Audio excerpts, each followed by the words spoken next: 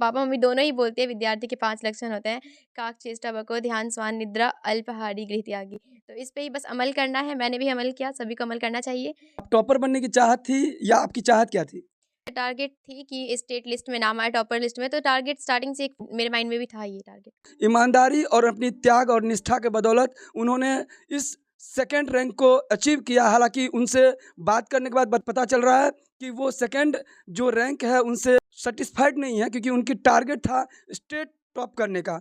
विशेष हम जानते हैं साक्षी सुमन से कि इनका जो सफलता की जो जर्नी रही है वो क्या है, इनका एम्बिशन क्या है, वो किस तरीके से पढ़ाई कर रही थी, आगे उन वो कहाँ पढ़ाई करना चाहती है, और इनका जो बैकग्राउंड है, फैमिली बैकग्राउंड क्या है, इन सब विषयों पर हम बात करेंगे। तो आइए सबसे पहले आपको ले चलते हैं साक्षी सुमन जो हमारे साथ हैं। और आप देख सकते हैं साक्षी सुमन के माँ भी इस समय हमारे साथ हैं और उनके पिता भी हमारे साथ हैं। लाइफ में अपना गोल क्या आपने सेट किया हुआ है? सर अभी मेरा गोल है कि मैं सिविल सर्विसेज़ में जाऊँ, तो मैं उसी फ़ील्ड में आगे जाके करूँगी। आप सिविल सर्विसेज में ही क्यों जाना चाहते हैं, जबकि आपके पास दूसरा ऑप्शन भी था? बहुत सारे ऐसे स्कोप हैं जहां पर आप देश की सेवा करना चाहते हैं, राष्ट्र की सेवा करना चाहते हैं, कर सकती हैं, लेकिन सिविल सर्विसेज ही क्यों? जी, इससे बहुत सारे स्कोप हैं, मतलब हर तरीके से हम अपने समाज को सर्व कर सकते हैं।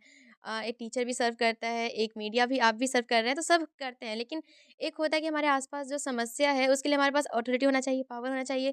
तो ये सिविल सर्विसेज़ एक ऐसा फ़ील्ड है, जहाँ पे हम जाके अपने समस्याओं को अच्छी तरीके से सॉल्व कर सकते हैं, क्योंकि मेन जो भी पॉलिसी इम्प्लीमेंट वगैरह होता है, ये हम एडमिनिस्ट्रेटर के हाथ में ही होता है।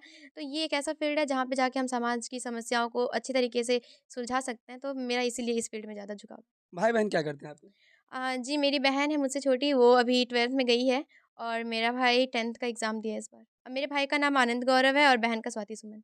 पापा हैं क्या करते हैं? मेरे पापा टीचर हैं, सरकारी टीचर, अतिथि शिक्षक क्या हैं। नाम है उनका? गजेंद्र झा। कई बार देखा गया है कि शिक्षक के बच्चे जो हैं शिक्षक बनना चाहते हैं, डॉक्टर के बच्चे डॉक्टर बनना चाहते हैं। तो क्या आप कभी इंस्पायर्ड नहीं हुए कि मुझे भी शिक्षक बन के शिक्षा का अलग जगाना है? जी सर, ऐसा देखा जाता है, तो मेरा भी है कहीं न कहीं कि मुझे पढ़ाने में बहुत मज़ा आता है। तो ऐसा झुकाव होता है कि शिक्षक के, ऐसा नहीं कि टीचर कोई गलत पोस्ट है। टीचर अगर नहीं होंगे तो हम जैसे स्टूडेंट नहीं होंगे, तो मेरा भी झुकाव है कि मैं पढ़ाने में, मेरा बहुत ज़्यादा रुचि है। साक्षी सुमन के बारे में ये भी बताया जा रहा है कि शुरू से ही ये खुद भी पढ़ती थी और दूसरे को भी पढ़ाते थे। और कहा जाता है कि विद्या जो है ऐसी चीज़ है कि बांटने से भी नहीं घटता है, और यही कारण है कि आज ये टॉपर बनी है। विशेष जानते हैं कौन से स्टूडेंट्स को पढ़ाते थे आप? जी सर, मैं सारे क्लास के स्टूडेंट को पढ़ाती हूँ। मेरे पास 10th का ही बच्चा आता है और 8th क्लास का भी, 6 का भी, हर क्लास का बच्चा आता है। मेरे पास 3-4 बच्चे हैं अभी भी। तो मेरा हमेशा से ही मानना है कि हम जितना दूसरे को सिखाएँगे, हमारा उतना ज़्यादा उस टॉपिक पे पकड़ अच्छा रहेगा। इसके लिए आप किस तरह से तैयारी कर रही हैं?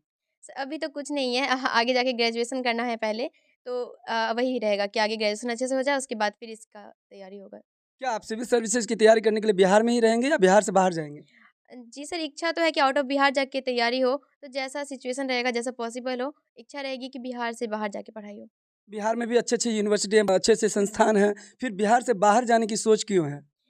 क्योंकि सर हमें एक एनवायरनमेंट चाहिए। बिहार में हम रहते तो यहाँ पे भी सब कुछ अच्छा है, लेकिन अगर हम आउट ऑफ बिहार जाके पढ़ाई करेंगे, तो वहाँ हमारे जैसे और भी कई बच्चे होते हैं, तो हमारा कॉम्पिटिशन लेवल अच्छा होगा और हमारा कॉम्पिटिशन अच्छा होगा, तो फिर हम उसी के हिसाब से अपने एनवायरनमेंट में ढल जाएँगे और ज़्यादा सक्सेस के चांसेस बढ़ जाएँगे। आपका कितना परसेंटेज था मार्क्स? सर मेरा 459 मार्क्स आया है आर्ट्स स्ट्रीम में। और मैथमेटिक्स में कितना था आपका? मेरा मैथमेटिक्स में है 98। नमस्कार, मैं हूँ आकाश मिश्रा। आप देख रहे हैं मेरा गाँव मेरी धरोहर न्यूज़ चैनल। इस वक्त हमारी मौजूदगी मधुबनी ज़िला के राम जानकी कॉलोनी में। इससे पहले हमने आपको दिखाया कलवाही प्रखंड क्षेत्र के मलमल गाँव में, जहाँ टॉपर्स से आपको साक्षात्कार कराया। और लगातार हमारा प्रयास रहता है, एकेडमिक हो या कंपटीशन एग्ज़ाम का कोई भी प्रिपरेशन कर रहे हैं, हम हमेशा टॉपर्स के पास जाते हैं ताकि दूसरे लोग भी इंस्पायर्ड हो। टॉपर्स की अगर हम बात करें, सफलता का जो मूल मंत्र है और सक्सेस स्टोरी जो है सबका अलग-अलग है, क्योंकि हर अलग-अलग बैकग्राउंड से आते हैं। और इस समय हमारे साथ मधुबनी ज़िला के सेकंड टॉपर हमारे साथ हैं साक्षी सुमन जी। उनकी माँ और उनके पिता, ये उनके आदर्श हैं और उनका समर्पण है। इंटरमीडिएट का जो इस समय रिज़ल्ट हुआ है बिहार स्कूल एग्ज़ामिनेशन बोर्ड का, अलग-अलग टॉपर्स बनने के लोगों की चाहत हुई, लेकिन जिस तरीके से बताया जा रहा है कि बॉयज़ से ज़्यादा गर्ल्स का जो रिज़ल्ट है वो ज़्यादा आया है। किस वजह से गर्ल्स ही हर समय बॉयज़ से अव्वल आती हैं, और इस समय भी राधा कुमारी और गजेंद्र झा, इनके बड़ी सुपुत्री हैं। मधुबनी जिला में सेकंड रैंकर महिला कॉलेज की छात्रा हैं, जिनको सफलता का जो पहला मूल मंत्र है उनके पिता के द्वारा दिया गया। और आप देख सकते हैं साक्षी सुमन के माँ भी इस समय हमारे साथ हैं और उनके पिता भी हमारे साथ हैं। सबसे पहला न्यूज़ मुझे दैनिक जागरण की तरफ से कॉल आया था। उन्होंने बताया कि आपका जिला में इतना स्थान आया है। रिलेटिव्स का तो कॉल आने लगा हर जगह से, जो मतलब जितने भी मामा हैं, चाची लोग हैं, सब मतलब सब तरीके से हर जगह से कॉल आने लगा। जान-पहचान के लोगों का भी कॉल आया, अभी भी आ रहा है। क्या अपने आप को खुद भी आप आकलन करते थे? जी सर, क्योंकि अगर कहीं पे कोई क्वेश्चन दे रहा है तो मैं देखती थी कि वो मुझे आ रहा है कि नहीं आ रहा है, तो मैं उसका जवाब देने की कोशिश करती थी। आता था तो ठीक है, नहीं आता तो उसको वापस जाके स्टडी करती थी। तो इसके लिए क्या करते थे आप? जैसे क्वेश्चन बैंक या कोई ऐसा टेस्ट सीरीज था? जी सर, ऐसा मतलब इंग्लिश मीडियम से हैं हम, तो कोई ऐसा मार्केट में मिला नहीं इंग्लिश मीडियम का बुक, तो सेल्फ ही क्वेश्चन बनाते थे और जैसे कि पीवाईक्यू वगैरह से ले लेके तो सेल्फ ही रहता था। क्या आपकी जो बिटिया है ये पढ़ने में बचपन से कैसी है? बचपन से ही अच्छी थी पढ़ने में, बहुत तेज़ थी। 98-99% नंबर सब परीक्षा में लाती थी वो, तो आपको यकीन था, आपको विश्वास था कि आपकी बिटिया टॉपर होगी? पूरा विश्वास था। और आपकी बिटिया तो अभी बोल रही है कि उनको आगे बढ़ कर के आईएएस आईपीएस बनना है। क्या लगता है कि वो सिविल सर्विसेज एग्जाम भी पास करेगी? हम लोग उसको पढ़ाएँगे तो करेगी, पूरा यकीन है। डायरेक्टली बात करें या इनडायरेक्टली, कहीं ना कहीं आज के डेट में जितने भी टॉपर्स हैं उनके अगर सफलता के प्रारंभिक स्टेज में जाएँ तो उनकी माँ और पिता का बहुत बड़ा योगदान होता है, जिसको सिरे से नकारा नहीं जा सकता है। और कहीं न कहीं आज के समय में वर्तमान परिप्रेक्ष्य में देख सकते हैं कि जो साक्षी सुमन जो इस वक़्त हमारे साथ हैं, उनके पापा का भी त्याग और समर्पण जो इस समय रंग ला रहा है। जो साक्षी है बचपन से कैसी है? बचपन से ये मेधावी रही है, बहुत अच्छी रही है पढ़ने में। मेरा ये मानना है कि आप किसी भी परिप्रेक्ष्य से हों, आपकी पृष्ठभूमि कैसी भी हो, लेकिन शिक्षा पर विशेष फ़ोकस देना चाहिए। क्योंकि शिक्षा ऐसा शस्त्र है कि आपको सारी सुविधाएँ उपलब्ध करा सकता है। 2005 से हम शुरू किए, 2016 तक हम अंग्रेजी पढ़ाए। 16 में फिर हमने जब केमिस्ट्री से एमएससी मैंने कर लिया, तो उनकी बात को मान करके अब मैंने केमिस्ट्री शुरुआत की थी। अब फर्स्ट बैच में ही मेरे पास 80 स्टूडेंट्स का जमावड़ा था, क्या नाम से लोकप्रिय है? जीके झा के नाम से। जो आपकी सुपुत्री है सिविल सर्विसेज क्रैक करने के लिए आपका क्या आशीर्वाद रहेगा? देखिए, मेरा पूरा आशीर्वाद है और सपोर्ट भी है। ये जहाँ तक पढ़ना चाहेगी मैं पढ़ाऊँगा। पढ़ना तो इसे होगा, मेहनत यदि करेगी तो हमसे जहाँ तक बन सकेगा हम इसकी सहायता करेंगे। किसी न किसी कारण से या तो बच्चियाँ पढ़ना चाहती है लेकिन पढ़ नहीं पाती है, या उनको हो सकता है कि समाज की तरफ से उस तरह सहयोग नहीं मिल रहा है, पार्टिसिपेंट या माहौल वैसा नहीं है। क्या कहेंगे ऐसे गार्जियन को, ऐसे बच्चों को? ऐसे बच्चे को मैं विद्यालय में भी प्रोत्साहित करते रहता हूँ, क्योंकि समझाते हैं कि स्वदेशे पूजिते राजा विद्वान सर्वत्र पूजिते। और विद्वान आदमी कभी भी भूखा नहीं रह सकता है। विद्वता से, शिक्षा से ही तुम सब कुछ हासिल कर सकते हो। तुम जो चाहोगे सब होगा। सपना तुम्हारा पूरा होगा तो साकार यदि होगा तो शिक्षा की बदौलत ही। इसलिए तमाम गार्जियन से भी हम बताना चाहेंगे, अपील करना चाहेंगे कि आप बेशक 2 रोटी कम खा लो, घर में अच्छे ढंग से नहीं रहो चलेगा, लेकिन बच्चे को निश्चित रूप से आप शिक्षा दीजिए, उसको पढ़ाइए, लिखाइए। और हमारे यशस्वी प्रधानमंत्री जी का भी कहना है कि बेटी पढ़ाओ, बेटी बचाओ। बताया जाता है कि मॉर्निंग शोज द डे। सुबह होता है तो पता चलता है कि आज दिन कैसा होगा। तो कहीं न कहीं आप समझ सकते हैं कि हर स्टूडेंट की एक ख्वाहिश होती है टॉपर बनने की, लेकिन सिर्फ चाहते ही अगर मंजिल होती तो कहीं न कहीं बच्चा राजकुमार होता है। शुरू से एक एम्बिशन रखा कि हमें जो है अपने आपको जो है कहीं न कहीं भीड़ से अलग होना है, और वो क्राउड से अलग होने के लिए किस तरीके से उन्होंने पढ़ाई की, आगे बात करेंगे। कितना घंटा पढ़ाई करती थी आप? सर, घंटा फिक्स नहीं होता था, लेकिन 4 से 5 घंटा हो जाता था। मेरा जब तक टारगेट नहीं कंप्लीट होता तब तक मैं पढ़ती थी। सफलता का जो श्रेय है वो किनको देना चाहेंगे? जी, सफलता का श्रेय माता-पिता को देना चाहूँगी और मेरे टीचर हैं उनको देना चाहूँगी। वैसे कहा था कि माँ जो है प्राथमिक पाठशाला होती है। माँ आपको किस तरीके से कोऑपरेट करते थे? मम्मी बहुत ज़्यादा ही कोऑपरेटिव है, बहुत कोऑपरेट करती थी। कभी भी मुझे कोई काम करने के लिए नहीं करती कहती है, और हमेशा पढ़ाई पे फ़ोकस करने के लिए ही मोटिवेट करती है कि तुम पापा तो हमेशा से ये गाइडलाइन कर अपना हमेशा से मोटिवेट करते रहते हैं। सबके लाइफ़ में एक मोटिवेटर होता है, मेरे लाइफ़ में पापा ही हैं। तो पापा सबसे ज़्यादा मोटिवेट करते हैं, कोऑपरेटिव हैं और हमेशा ही आगे बढ़ने के लिए ही प्रेरित करते हैं। पापा ने आपको जो मंत्र दिया था बचपन से, वो क्या मंत्र था? जी, पापा हमेशा से ही कहते हैं शुरू से ही, बी ऑनेस्ट योरसेल्फ। तो वही पापा का दिया हुआ एक मंत्र है, जो हमेशा मोटिवेट करता है। हर इंसान में अपना कुछ अलग-अलग टैलेंट रहता है। क्या लगा, क्या आप में स्ट्रेंथ है जिसकी वजह से आपको लग रहा है कि फ्यूचर में हमारा जो भी एम्बिशन होगा उस टारगेट को हम बीट करेंगे? सर टारगेट अचीविंग मेरा अच्छा है, क्योंकि मेरा टारगेट जब तक कंप्लीट नहीं होता तब तक मैं पढ़ती हूँ। तो ये शायद अच्छा पॉइंट है, और मैं अगर ऐसे ही आगे करती रही तो अच्छा अच्छा होगा आगे फ्यूचर में।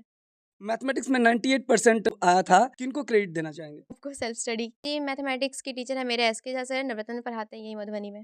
कई बार ऐसा देखा गया कि बहुत सारे स्टूडेंट्स जो मतलब कुछ याद करते हैं फिर भूल जाते हैं एक टाइम आने के बाद। साक्षी सुमन वो भी भूलती थी, उसके लिए वो क्या तैयारी करती थी वो? जी सर, सब भूल जाता है। अगर हम एक टाइम पे आके रिवीज़न करना बंद कर देते हैं तो भूला जाता है। तो मेरे साथ भी ऐसा हुआ है कई बार, लेकिन मैं फिर उसको रिवाइज़ करके वापस से रिकवर कर लेती थी। कई बार ऐसा देखा गया है कि कॉलेज में जब पढ़ाई करती हैं तो संकोचवश बहुत सारे ऐसे डाउट्स रहता है जो क्लियर नहीं करते हैं। क्या साक्षी के साथ भी ऐसा था? नहीं सर, डाउट्स क्लियर करने के लिए मेरा तो ऐसा रहता था कि कहीं से भी बस डाउट क्लियर हो जाए, तो मैं संकोच नहीं करती थी, मैं डाउट क्लियर करके ही रहती थी। आइडियल कौन है आपके? मेरे आइडियल मेरे पापा हैं। बहुत स्ट्रगल लाइफ़ रहा है उनका, लेकिन फिर भी वो कभी हार नहीं मानते हैं।